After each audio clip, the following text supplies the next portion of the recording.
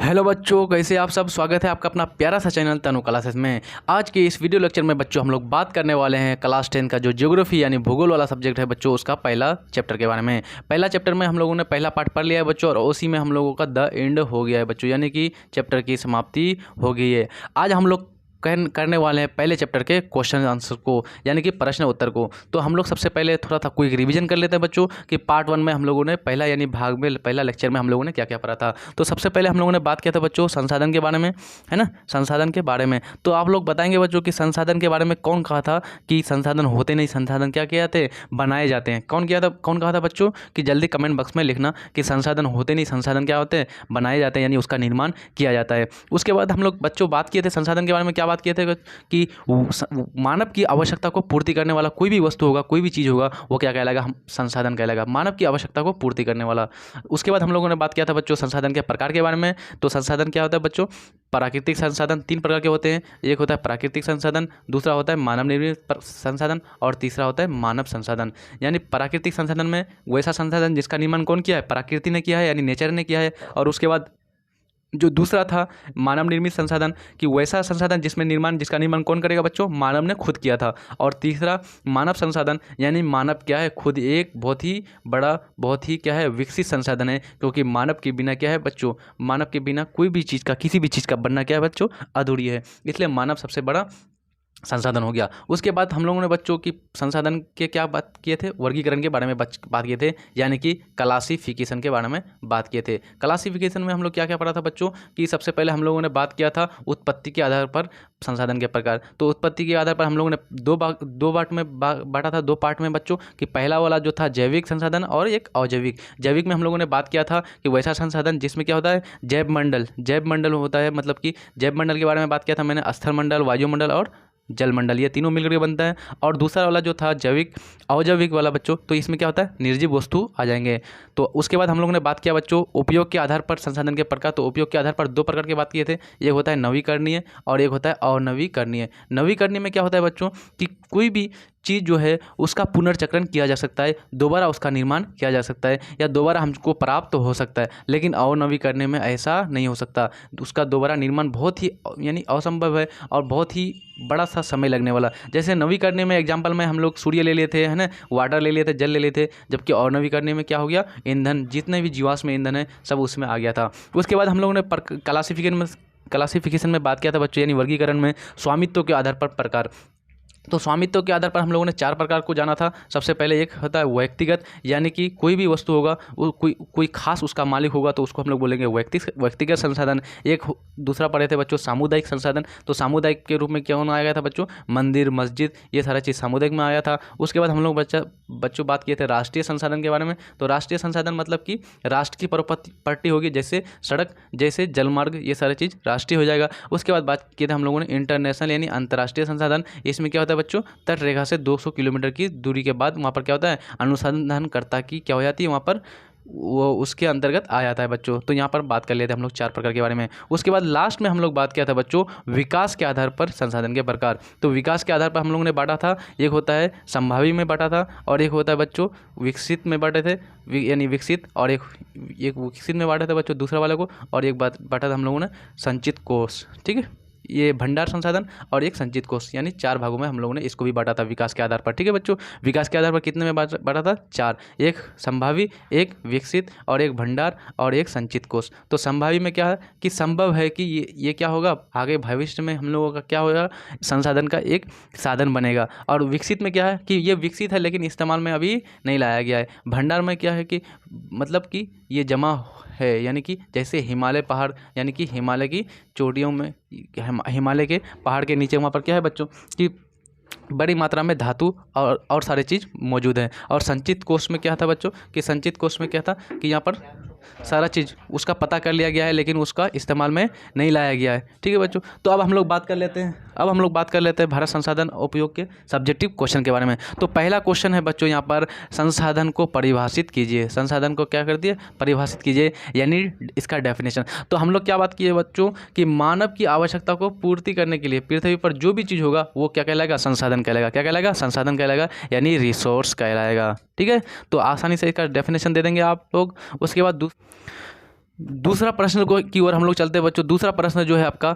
संभावी एवं संचित कोष संसाधन। संभावी के बारे में हम लोग क्या जाने थे बच्चों कि संभावी मतलब ये संभव है आगे के, यानी फ्यूचर में क्या है इसका संभव है, भविष्य में इसकी संभावनाएं बहुत ज़्यादा है। जैसे कि हम लोग ने बात किया था राजस्थान के क्षेत्र में जो क्या है, राजस्थान के क्षेत्र में जो वायु चलती है, पवनें चलती है, गुजरात के क्षेत्र में जो पवनें चलती है, इसका इस्तेमाल करके क्या कर सकते हैं, इसका हम लोग क्या कर सकते हैं बच्चों बहुत ही बड़ी मात्रा में उपयोग में ला सकते हैं। तो संभावी संसाधन में क्या हो जाएगा कि ऐसा संसाधन जिसका क्या है उपयोग वर्तमान में तो नहीं है, लेकिन किसी कारणवश नहीं किया जाता है, लेकिन भविष्य में क्या है संभव है, तो यहाँ पर हो जाएगा संभावी संसाधन। और संचित कोष संसाधन के बारे में क्या है, संचित कोष में जानकारी तो है पर इसका उपयोग अभी स्टार्ट नहीं हुआ, यानी आरंभ नहीं हुआ, इसको बोलेंगे हम लोग संचित कोष संसाधन। अब थोड़ा सा आंसर देख लेते हैं इसका कि संभावी संसाधन और दोनों में अंतर स्पष्ट करने बोल रहा है। तो यहाँ पर बात करेंगे किसी क्षेत्र में पाए जाने वाले ऐसे संसाधन जिसका इस्तेमाल वर्तमान में नहीं होता है किसी कारणवश, लेकिन परंतु भविष्य में क्या है इसका संभावनाएं हैं, संभव है।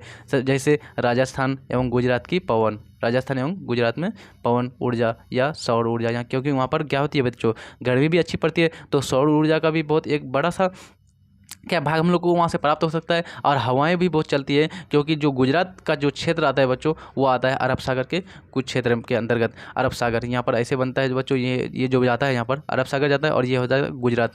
यहाँ पर कच्छ की खाड़ी, खंबात की खाड़ी जो आती है बच्चों, तो वहाँ पर क्या होता है हवा पवनें बहुत तेज़ से चलती है, तो ये सारी चीज़ क्या हो जाएगा आपका उपयोग में आ सकता है। और जबकि यहाँ पर संचित कोष संसाधन के बारे में जहाँ तक बात की जाए तो ऐसे संसाधन जिसका उपयोग क्या है, जानकारी है पर उपयोग में इसका प्रारंभ अभी नहीं हुआ है, तो इसको हम लोग बोलेंगे संचित कोष संसाधन। जैसे भारत में थोरियम या बिजली कब पैदा करना, थोरियम का इस्तेमाल अभी सही से नहीं हो रहा है, मतलब कि इसका उपयोग प्रारंभ अभी नहीं हुआ है सही से, तो इसको उपयोग में ला करके भी क्या कर सकते हैं एक अच्छा संसाधन का विकसित किया जा सकता है। तीसरा नंबर में क्वेश्चन है बच्चों कि संसाधन संरक्षण की उपयोगिता। तो हम लोग सबसे पहले बच्चों हम लोग पार्ट 1 में जो बात किए थे उसमें हम लोगों ने थोड़ा सा छोड़ दिया था एक टॉपिक की संसाधनों का संरक्षण क्या है बच्चों कि संसाधन का संरक्षण ये बोलेंगे कि संसाधनों का नियोजित तरीके से, एक व्यवस्थित तरीके से एवं विवेकपूर्ण समझते हैं बच्चों कि दिमाग लगा करके कि इस तरह से हम लोग इस्तेमाल करें कि अभी भी हम लोग का काम आ जाए और भविष्य में भी पीढ़ी के लिए क्या हो बचा हुआ रहे, तो उसको हम लोग बोलेंगे बच्चों संसाधनों का संरक्षण। यानी कि संसाधनों का नियोजित एवं विवेकपूर्ण ढंग से उपयोग करना संसाधनों का क्या कहलाता है, संरक्षण कहलाता है। इसके लिए महात्मा गांधी जी जो थे बच्चों, उन्होंने एक बात कही थी उन्होंने कि हमारे पास क्या है बच्चों, बहुत ही इम्पोर्टेंट बात कही थी उन्होंने कि हमारे पास पेट का भरने के लिए तो बहुत कुछ है। क्या कहा था उन्होंने कि हमारे पास पेट भरने के लिए तो बहुत कुछ है पर पेट ही भरने के लिए कुछ नहीं है। ठीक है, पेट भरने के लिए बहुत कुछ है हमारे पास, यानी पेट ही भरने के लिए नहीं है। तो इसका मीनिंग आ सकता है बच्चों, आप दिमाग लगा करके क्या बोलेंगे कि हमारे पास पेट भरने के लिए मतलब अभी के लिए तो बहुत कुछ है, पर पेटी भरने के लिए मतलब कि भविष्य के लिए, आगे के लिए। देखिए बच्चों, पेटी भरने के लिए कोई आदमी खाता है बच्चों, तो उसी समय उसको मिला खाना, खा लिया, लेकिन क्या है कि उसके पास अच्छा खासा रुपया है, तो उन्होंने क्या कर लिया, पेटी भर लिया, मतलब आगे की ज़िंदगी जीवन करने के लिए भी उन्होंने क्या कर लिया, सारे सामान को रिजर्व कर लिया, सारे सामान को खरीद करके घर में ला करके रख दिया, तो यानी पेटी भर लिया उन्होंने। तो यहाँ पर बोल रहे थे महात्मा गांधी जो थे, उन्होंने क्या कहा था कि हमारे पास पेट भरने के लिए बहुत कुछ है पर पेटी भरने के लिए कुछ नहीं, यानी कि हमारे पास अभी के लिए तो बहुत कुछ है, बहुत सारे संसाधन हैं, पर आगे के पीढ़ी के लिए बचाने के लिए कुछ हमारे पास नहीं है। ठीक है, यही आपका उसका कहने का सेंस था। तो यहाँ पर हम लोग बात कर लेते हैं संसाधनों की संरक्षण की उपयोगिता वाला क्वेश्चन को देख लेते हैं कि संसाधन संरक्षण की उपयोगिता को लिखिए। तो हम लोग बोलेंगे विश्व स्तर पर संसाधनों का वितरण क्या होता है, काफ़ी विषम है, काफ़ी अलग अलग है। जैसे हम लोग भारत में ही देख लेते हैं बच्चों, अगर भारत में ही देख लेंगे तो बिहार में संसाधनों क्या है, बहुत ही कम है, जबकि आप महाराष्ट्र साइड जाएंगे, कर्नाटक साइड जाएंगे, केरल जाएंगे, गुजरात जाएंगे तो यहाँ पर बहुत ज़्यादा है।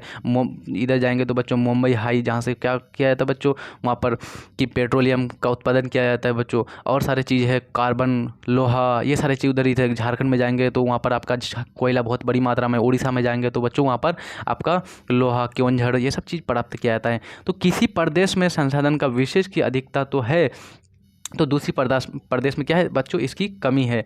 जैसे बिहार में बहुत कम मात्रा में संसाधन ये सब चीज़ है, लेकिन दूसरे इसमें देख रहे हैं बहुत सारी चीज़ें, तो यहाँ पर क्या है, एक विषम स्थिति में फैला हुआ है, मतलब अलग अलग सब जगह बराबर नहीं है। जबकि प्रदेश के सर्वांगीण विकास के लिए संसाधनों की ज़रूरत होती है, कि अगर सर्वांगीण विकास करनी है, सारे राज्यों की एक साथ विकास करनी है, तो क्या है, संसाधनों का तो इस उपयोग करना जरूरी है, सारे सबके संसाधनों का तो ज़रूरत है ही। तो कई संस्थान क्या क्या कई संस्थान क्या है, समाप्ति के कई संसाधन जो है क्या बच्चों, समाप्ति के कगार पर पहुंच चुके हैं। इसलिए भविष्य में विकास के लिए और विशेषकर सतत विकास यानी कि लगातार विकास में रहे अपना देश, अपना राज्य, अपना क्षेत्र, उसके लिए क्या है, संसाधनों का संरक्षण बहुत ज़रूरी है। और उसके बाद इसमें हम लोग स्टेटमेंट को कह देंगे। कौन सा स्टेटमेंट को कह देंगे बच्चों, गांधी जी वाला, कि हमारे पास पेट भरने के लिए तो बहुत कुछ है पर पेटी भरने के लिए कुछ नहीं है। ये स्टेटमेंट को जोड़ देंगे तो वहाँ पर क्या, जो एग्ज़ाम का जो एग्जामिनर रहेगा बच्चों, चेक करने वाला, तो वो क्या करेगा बच्चों, आपको मार्क्स दे देगा, क्योंकि वो कहेगा कि गांधी जी के थॉट्स को भी इन्होंने उतारा है, लिखा है। तो अब इसके बाद बात कर लेते हैं बच्चों हम लोग चौथा क्वेश्चन के बारे में। चौथा क्वेश्चन है आपका यहाँ पर, संसाधन निर्माण में तकनीक की क्या भूमिका है। बहुत ही अच्छी तरह से इसको पार्ट 1 जिन्होंने नहीं देखा अभी तक उसको दिक्कत होने वाला है, क्योंकि पार्ट 1 जो देखे हैं उनको कोई परेशानी नहीं होगी। तो संसाधनों का निर्माण में तकनीक की क्या भूमिका है, यानी टेक्निक का इस्तेमाल क्या है, इसकी भूमिका कुछ है या नहीं। तो बच्चों बिना टेक्निक के तो कोई चीज़ हो ही नहीं सकता बच्चों। जैसे मान लीजिए ये आपका पृथ्वी है, ये आदमी यहाँ पर है, खड़ा है, इसके नीचे मान लीजिए बच्चों लोहा है, इस ज़मीन के नीचे लोहा है, और एक आदमी यहाँ भी है। मान लो ये आपका अफ्रीका वाला देश है बच्चों। मैंने बताया था आपको कि अफ्रीका में टेक्निक का बहुत कम इस्तेमाल किया जाता है, जबकि वहाँ पर संसाधन जो है क्या है, भरपूर मात्रा में मौजूद है। लेकिन जापान देखिए बच्चों, जापान वाला देश बहुत कम मात्रा में वहाँ पर क्या है, संसाधन है, लेकिन क्या कर रहे हैं बच्चों, उन संसाधनों का इस तरह से इस्तेमाल किया जा रहा है, इस तरह से उसका टेक्निक करके उस उपयोग में ला रहा है कि वो बहुत ही विकसित देश पे चले गया है। जबकि अफ्रीका में जितने भी सारे देश हैं बहुत ही लोअर कैटेगरी में आ जाता है। क्यों? क्योंकि इन्होंने संसाधनों का सही ढंग से क्या उसका उपयोग नहीं किया। तो हम लोग अब यहाँ पर बात कर लेते हैं कि संसाधन निर्माण में तकनीक की क्या भूमिका है। तो प्रकृति द्वारा, उत्तर में लिखेंगे बच्चों, प्रकृति द्वारा दिए गए पदार्थ को उपयोग में लाना कई कारकों पर निर्भर करता है। सबसे पहला है कि किसी भी पदार्थ का उपयोग जानना क्या जरूरी है। अब जैसे बच्चों सोना है, अब इसका हम लोगों ने उपयोग जाना ही नहीं, तो हम लोग क्या करते हैं बच्चों, उसका सारा चीज़ हमारे दिमाग में आने वाला नहीं है जब तक हम लोग किसी चीज़ के बारे में जानेंगे नहीं। जैसे लोहा, इसके बारे में जानेंगे कि नहीं, ये जो है मकान को बनाने में, कोई भी वाहन के पार्ट्स बनेंगे उसके लिए, या फिर कोई भी मजबूती सामान बनाने के लिए इसका इस्तेमाल किया जाता है। लेकिन जब इसका हम लोग उपयोग जानेंगे ही नहीं तो बोलेंगे पड़ा हुआ है, ये आदमी इधर से जाएगा, इसका दिमाग में क्या आएगा बच्चों, जब ये इसका उपयोग को जानता ही नहीं, बोला कि ऐसे पड़ा हुआ है कुछ, है ना, इस तरह से बोल देगा। लेकिन अगर यहाँ पर विवेकपूर्ण ढंग से जो संसाधन का उपयोग करता है वो बंदा जाएगा, तो वो 100% कहेगा कि नहीं, ये हमारे क्या है, इस्तेमाल के लिए है, हमारे उपयोग के लिए। तो सबसे पहले उपयोग का जानना जरूरी है। उसके बाद बच्चों यहाँ पर जो है आगे बढ़ते हैं, फिर उसी पदार्थ की आवश्यकता महसूस होनी चाहिए, यानी आवश्यकता ही आविष्कार की क्या है, जननी है ना। आवश्यकता जब तक होगा नहीं तब तक क्या है, हम लोग उसको उपयोग में नहीं लाएंगे, उसके लिए हम लोग मेहनत नहीं करेंगे। आवश्यकता में वृद्धि के अलावा तकनीकी जानकारी भी क्या है, बढ़ोतरी होना भी जरूरी है ना, तकनीकी उपयोगी भी होना जरूरी है। उसके बाद हम लोग उचित संभावनाओं और सुविधाओं के बावजूद संसाधन निर्माण हेतु तकनीकी ज्ञान जब तक आपका रहेगा नहीं तो तब तक कुछ नहीं होने वाला। जितना भी साइंटिस्ट हैं बच्चों, वो तकनीकी ज्ञान के आधार पर ना सब कुछ का खोज करता है बच्चों, इन्वेंशन करता है कि ट्रेन का कैसे बनाया, ट्रेन को, एरोप्लेन को किस तरह से बनाया कि हवा में मतलब उड़ने लगा ऊपर।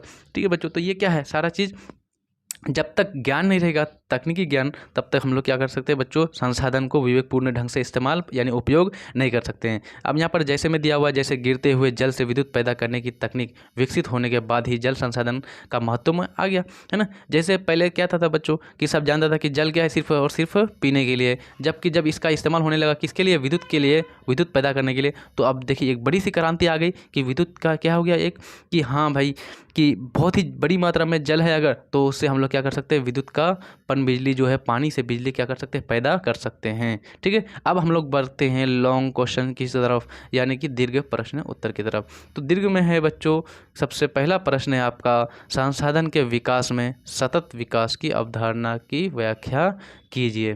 किसके बारे में बोल रहा है, सतत विकास, एक लगातार किस तरह से किसी क्षेत्र का विकास हो, किसी राज्य का विकास हो, किसी देश का विकास हो, इसके लिए क्या करने बोल रहा है हम लोग को, इसकी अवधारणा को हम लोग क्या करने बोल रहा है, व्याख्या करने बोल रहा है। तो हम लोग यहाँ पर अब इसके उत्तर में लिखेंगे कि ऐसा विकास जो लगातार चल रहा हो, है ना, इसी को बोलते हैं बच्चों सतत विकास। सतत मीन्स होता है लगातार, सतत मीन्स होता है लगातार। ऐसा विकास जो लगातार चल रहा हो, जिसमें न सिर्फ वर्तमान बल्कि आने वाली पीढ़ी का भी क्या हो, ध्यान रखा जाए, उसे ही हम लोग क्या बोलते हैं, सतत विकास बोलते हैं। कि सतत विकास, लगातार तो विकास हो पर आगे आने वाले पीढ़ी का भी। अब जैसे कोई एक आदमी है, खूब कमाता है, इसका तो विकास हो रहा है, इन्होंने 4 चक्का लिया, फोर व्हीलर लिया, बाकी बहुत सारे चीज़, मकान बनाए, सारा चीज़ किया, सिर्फ और सिर्फ अपने लिए, पीढ़ी के लिए कुछ नहीं किया। तो बच्चों को न तो पढ़ाया, न तो सही से उसको क्या दिया, पोषण दिया, कुछ नहीं, बस अपने लिए। तो ये क्या हो गया बच्चों, पीढ़ी के लिए क्या इन्होंने कुछ रखा तो नहीं होगा ना बच्चों। तो इसको हम लोग सतत विकास नहीं बोलेंगे, सतत विकास बोलेंगे लगातार तो विकास हो रहा है और आगे का पीढ़ी के लिए भी ध्यान दिया जा रहा है, उसको हम लोग बोलेंगे सतत विकास। ठीक है, अब हम लोग बात कर रहे हैं, यही कारण है कि विश्व स्तर पर आज सतत विकास की क्या है, आवश्यकता है।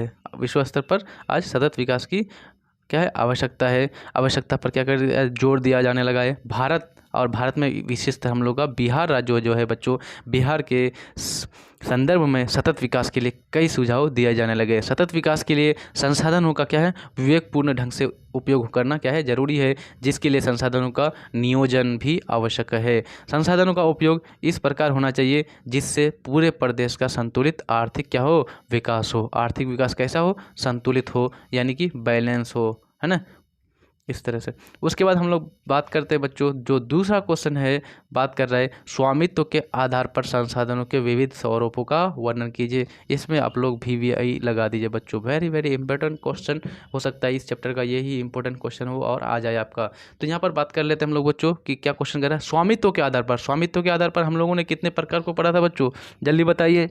स्वामित्व के आधार पर 4 प्रकार को जाना था हम लोगों ने। सबसे पहला क्या जाना था, व्यक्तिगत संसाधन। दूसरा क्या जाना था, सामुदायिक संसाधन। तीसरा क्या जाना था, राष्ट्रीय संसाधन। और चौथा लास्ट क्या जाना था, अंतर्राष्ट्रीय संसाधन। तो व्यक्तिगत संसाधन के रूप में क्या होगा, किसी खास व्यक्ति का अधिकार होगा, और समुदाय के रूप में क्या होगा, किसी खास समुदाय का, जैसे मंदिर पर, है ना, जैसे मंदिर पर और जैसे मस्जिद पर अधिकार जो होगा, संसाधन, मस्जिद, मंदिर, ये सब क्या है, एक समुदाय है ना, क्या एक समुदाय उसका इस्तेमाल करता है, उपयोग करता है। और उसके बाद क्या है, राष्ट्रीय, मतलब कि राष्ट्र का होगा, कोई भी संपत्ति होगी राष्ट्र की होगी। कोई भी खनिज धातु, पेट्रोलियम का खदान खोदा जा रहा है, या फिर आपका जितना भी रेल मार्ग आ गया, जितना सड़क मार्ग आ गया, जल मार्ग आ गया, ये सारे चीज़ आपका किस में आ जाएगा, आपका राष्ट्रीय संसाधन। और अंतर्राष्ट्रीय में क्या आ जाएगा आपका बच्चों, तटरेखा से 200 किलोमीटर की अंतर्गत की दूरी, वो आ जाएगा आपका अंतर्राष्ट्रीय संसाधन। अब हम लोग थोड़ा सा बात कर लेते हैं, पढ़ लेते हैं। हम लोगों ने सारा चीज़ को पार्ट 1 में पढ़ लिया बच्चों। जो भी पार्ट 1 में आप पहला यानी जो चैप्टर है उसको नहीं देखा तो जाकर के फिर से पहले जाकर के सीन कीजिए, तब आप आसानी से आंसर कर सकेंगे। तो पहला है स्वामित्व के आधार पर संसाधन कितने प्रकार के होते हैं, 4 प्रकार के होते हैं। एक है व्यक्तिगत संसाधन, वह संसाधन जिसमें क्या अधिकार केवल एक खास व्यक्ति का हो, जैसे बाग, जैसे बगीचा, जैसे तालाब, जैसे कुआं, है ना, एक खास व्यक्ति का हो। दूसरा है सामुदायिक संसाधन। तो सामुदायिक संसाधन वह संसाधन जिसमें क्या किसी खास समुदाय का अधिकार हो, यानी एक समुदाय का, कोई खास समुदाय का हो, जैसे मंदिर, जैसे मस्जिद, जैसे पिकनिक स्थल, है ना, जैसे गिरजाघर, है ना, जैसे गिरजाघर, ये सारा चीज़ क्या हो जाएगा, एक खास समुदाय का अधिकार होगा। उसके बाद हम लोग ने बात किया था बच्चों राष्ट्रीय संसाधन के बारे में। तो राष्ट्रीय संसाधन 3 प्रकार, ये राष्ट्रीय संसाधन जो 3 नंबर है, तो कानूनी तौर पर किसी देश या राष्ट्र के अंतर्गत आने वाले सभी उपलब्ध संसाधन क्या हो जाता है, राष्ट्रीय संसाधन कहलाता है कानूनी रूप से। जैसे सड़कें आ जाएगा, जैसे समुद्र आ गए, जैसे राष्ट्रीय पार्क आ जाएंगे, जैसे उद्यान आ जाएंगे, है ना, ये सारी चीज़, जैसे म्यूजियम जो संग्रहालय होते हैं बच्चों, वो आ जाएंगे। और स्वामित्व के आधार में लास्ट जो था प्रकार बच्चों, वो अंतर्राष्ट्रीय संसाधन। वह संसाधन जिसका क्या है, जिसका नियंत्रण अंतर्राष्ट्रीय संस्था करती है। कौन करती है बच्चों, अंतर्राष्ट्रीय संस्था करती है, इंटरनेशनल इंस्टीट्यूट करती है, और उसे अंतर्राष्ट्रीय संसाधन कहते हैं। जैसे एग्जाम्पल में खुले तटरेखा से 200 किलोमीटर की दूरी के बाद किसका क्या होता है बच्चों, केवल अनुसंधान जो करता होते हैं उसका क्या हो जाता है, वही उसका उपयोग कर सकता है, इस्तेमाल कर सकता है। तो ये आपका जो तीसरा प्रश्न था स्वामित्व के आधार पर, इसको हम लोगों ने जान लिया अच्छी तरह से। तो इसको आप इम्पोर्टेंट की नज़रिए से देखेंगे बच्चों, ये क्वेश्चन हो सकता है कि आ जाए। अब हम लोग दीर्घ क्वेश्चन में हम लोग, और कुछ है बच्चों नहीं है, सिर्फ संसाधनों का संरक्षण। ये तो मैंने आप लोगों को बता दिया, संसाधनों का संरक्षण किस तरह से किया जाना चाहिए, नियोजित ढंग से और विवेकपूर्ण ढंग से। और इसके लिए महात्मा गांधी ने क्या कहा था, हमारे पास पेट भरने के लिए तो बहुत कुछ है, पर लेकिन रोटी जो पेटी जो है, पेटी भरने के लिए कुछ नहीं है, यानी भविष्य के लिए रखने के लिए कुछ भी नहीं है।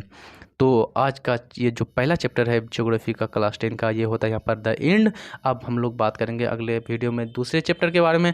तो तब तक हम लोग, आप क्या कीजिए, सारे जो है क्वेश्चन आंसर को अच्छी तरह से करके क्या करेंगे आप, हमारे वीडियोस को, जो भी आपके ये वीडियोस हैं आपके प्यारा सा चैनल तनु क्लास का, इसको लाइक करेंगे और ज़्यादा से ज़्यादा क्या करेंगे बच्चों, शेयर करेंगे, ताकि क्या हो जाए, आपके सारे दोस्तों को, दोस्त यारों को भी क्या हो जाए, लाभ मिल जाए। तो बस आज के लिए बस इतना ही।